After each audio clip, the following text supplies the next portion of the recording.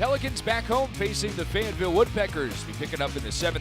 Fayetteville leading 2-0, and Aramis Onaman sent this one deep into the ninth. A 2-run, game-tying home run in the 7th. It was Onaman's first home run of the year, and a big one, as it brought the Pelicans back within a 2-2 tie against the Woodpeckers. But he didn't just do it on offense.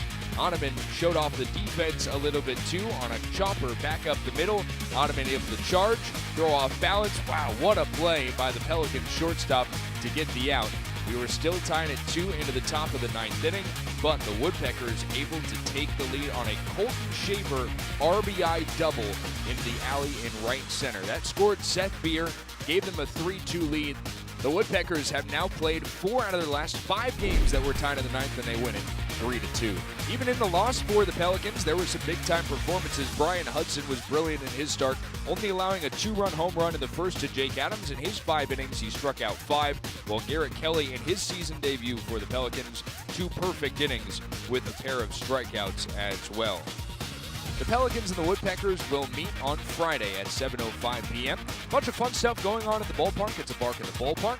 Also, it's First Responder Friday, presented by 707 Shooting Range, Allegiant Air, WMBF News, and Mix 97.7, as first responders receive a half-price admission with an ID. Also, Fish Fry Friday with $2 craft drafts, and the new promotion where you get fish, coleslaw, and hush puppies for a cool price of $10. Paul Richan takes the mound for the Birds. We'll see you on Friday at 7:05 p.m.